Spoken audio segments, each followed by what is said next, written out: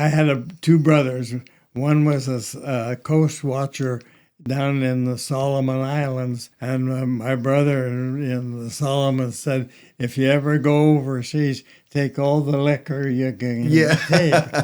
So we were told we were going overseas, so I called up my dad, and I said, Jack said, get all the liquor you can. Well, in Oregon, at that time, they were rationing it, and I don't know, I think it was about a quart a month. So, but my dad knew the guy. It was a state store like it is today, and my dad knew the owner of the store, so he blackmailed him into getting a case of liquor. So when we got our B4 bags, I got a winter flying suit, so I put a bottle in each sleeve and then one in the body of it and rolled it up tight. Then the pants, I put a bottle in each leg, and then in the seat, I put a bottle, rolled it up real tight. And what was the liquor? Was it Pendleton whiskey? No, it was 12 bottles and probably 12 different brands. Yeah. But it was all 100 proof. Yeah. He didn't get it. I don't know. He was doing me a favor or what he thought he was doing. But it wasn't blended whiskey. It was good whiskey. And then I liberated a couple of army blankets and put a couple of bottles in each one and rolled it up tight and put it in the bag, and then took another couple of army blankets and stuffed them in as tight as I get, because it was a loose bag and it loosens up. So I got this as tight as I could, zipped the zipper. So when we were over at the Rebel Depot getting assigned to the squadron we were going to go to, they just had all our B4 bags on the back of a truck, and the guy was just kicking them off the back of the truck.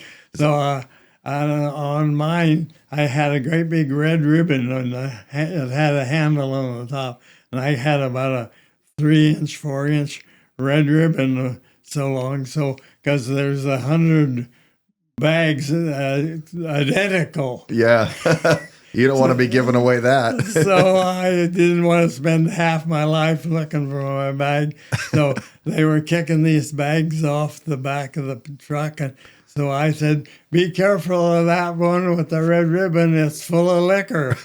And almost immediately a guy came and tapped me on the shoulder, and he said, what did you say? And I just said, I warned the guy to be careful with the bag. It's full of liquor.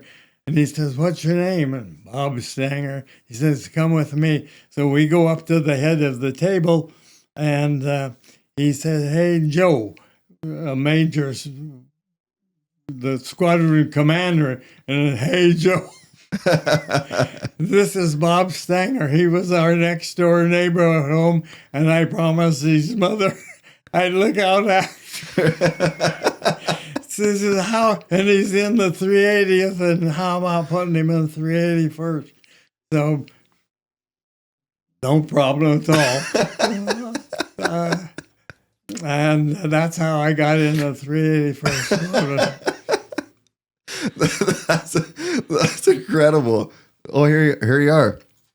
The 381st Bombardment Squadron. We bombed, we were on Corsica, which is in the Mediterranean, and we bombed France for probably a month before the invasion of France, southern France.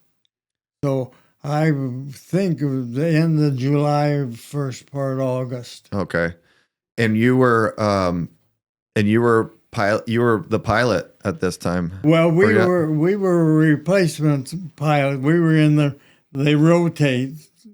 Tour at that time was 70 missions.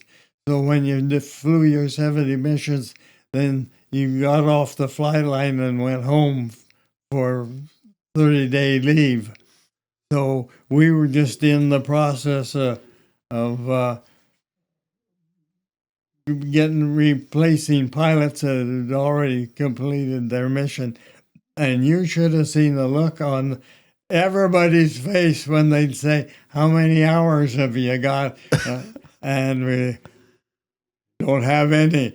I was standing in line with my next door neighbor from home, and there were 4 of us in the group that went to the 381st Squadron. So he said, "Go over and get that airplane over there." So we went over. We didn't know how to get in. We'd never seen one. Yeah. What was that like the first time you saw a B-25? Well, of course, we were so dumb and green and it didn't make any difference to us. But boy, the people that we've replaced sure impressed them. Oh, God. You haven't seen it. What did you fly in transition? And we didn't go to transition.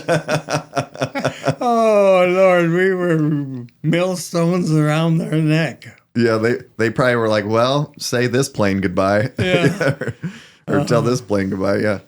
So what was it like when you first hopped in? How did you get in those aircraft? Well, I'm right behind the pilot compartment in the belly, before ahead of the bomb bay. There's a door. You open it, and it slides down, and then 2 steps slide down further so that you got 4 like a ladder, and you get in. Then you either go in the pilot's compartment or you go over the bomb bay to the rear. And that's what they call it, the bomb bay, where they stored the bombs. Yeah. And the B-25s they have 5 machine guns on them, or 5 guns? They had 2 in the tail gunner, 1 on each side of the waist. The top turret had 2, and the bombardier had 1. Oh, wow. So it was quite the crew on board one of these aircraft. Well, they were well respected for defense. Yeah, I could imagine. It was a one of its kind. I mean, it was a pretty remarkable feat, wasn't it? Well, there was the B-26. The B-25 had 2 rudders. Yep. And the B-26, we called the flying whores because they had a very narrow, short wing. Oh. And they glided like a rock. Yeah. A B-25 glided a little better. Yeah. Not much better, but the B-26 was terrible. And it had the same amount of armament. Oh, wow. Yeah, I bet it was like a flying tank. I mean, it's really remarkable. And so how long did it take until you fly? Do you remember your first flight in one? Not really. We had about 20 hours in them before we flew combat. Do you remember your first mission you flew? No, it was southern France. Southern France. And you guys what were you doing on those missions? We called ourselves the Bridge Busters. And we bombed railroad bridges, railroad terminals, railroad switch yards, and then we auto bridges, and we bombed anti-personnel bombs no more than 5 times, 6 times. We were mostly bombing bridges and railroad equipment and that sort of thing. Yeah. Was that able to give you a sense of peace of mind, knowing that you weren't targeting individuals, but more logistics? Oh, I don't recall we even thought about it. You were just doing your mission. We were just doing what they paid us to do. Yeah. Yeah, How much do you remember the payload one of those B-25s could handle? We were most of our missions were against bridges and that sort of thing. 4 1,000-pound bombs. Wow. And with anti-personnel bombs, they were probably 10-pounders and no more than 2 feet long, and then packed in clusters. So when you dropped your bombs, then 10 feet below the airplane, they'd start to scatter. So when they went down 10,000 feet, they covered a vast area for personnel. Yeah. And then you had so a bombardier. How would that? Did you operate it, or did somebody operate in the bomb hatch, the bomb bay? We flew in. We call them boxes, and 18 airplanes in a box, which consisted of 3 groups with 6 airplanes in a group, and there would be the lead group, then one off his right wing and one off his left wing. And when we bombed, we'd bomb off the leader of the 6th group plane. That was the only bombardier. Oh, okay. So he would target, and once the first one went, you guys just followed sequence? Yeah, all our bombardier did is just watch. When the bombs started to come out, then he pushed the button and he was all done. Did you ever come under any enemy fire from other aircraft? When we were bombing southern France, the Germans still had fighter pilots and the fighter aircraft. And they'd fly parallel to us and 4,000 or 5,000 feet above us. And then they'd get someplace that they determined, and they'd roll over, and then they'd split S, they call it. And then they'd be going in 250 miles an hour. Airplane would be going 400 miles an hour when it got up to us head on, and they'd give us a quick burst and they were gone. And we had air opposition in southern France, but when we moved over to Italy, we never did have any offensive aircraft. Yeah. Did you ever get hit? Oh, we got hit a number of times. When we first got bombing, it was all a novelty. And like there were 4 of us in my squadron, and there's 4 squadrons in a group. So there were 16 of us that had never seen an airplane, B-25. So we'd get together and run around after we landed and count the holes in the airplane. And they were all our holes were inch and a half long, and about no wider than a half inch. It was just shrapnel hitting. And when we were first bombing, we were excited about how many holes we got. But at the end of the year, we didn't discuss it at all. Yeah, I bet. Did anybody ever get hit on your plane? Not our airplane. We had an engine shot out once. Oh, wow. So we had to go home on single engine.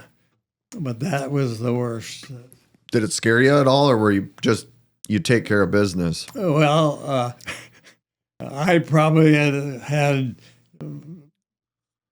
maybe 10, 20, no more than 20 flights, and when we had the single engine, and my responsibility was watch the head pressure and the head temperature, because everything was going on one engine and it was straining. Running it pretty hard. And so as soon as the needle started to vibrate or drop, I would tell the pilot we're hot. Or Yeah.